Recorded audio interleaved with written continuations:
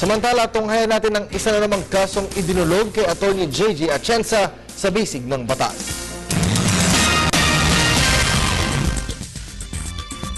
Umuupa daw ng isang pintuan sa isang 6-door apartment sa Sampaloc, Manila si Rickson.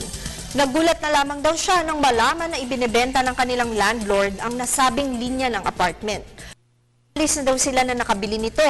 Itinatanong ni Rickson kung may karapatan daw ba ang bagong may-ari ng apartment na paalisin sila gayong may natitira pa silang 8 buwan na maaaring manatili sa apartment ayon sa kanilang kontrata sa dating landlord.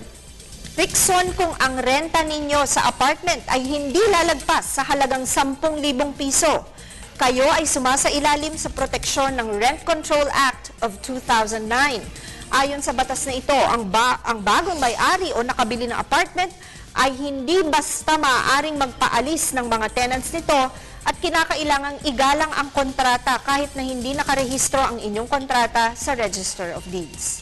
Paalala lamang po, ang aming opinyon ay base sa mga detalyeng inyong ibinigay sa amin. Malaya po kayong makakakonsulta sa inyong abogado tungkol sa inyong mga legal concerns.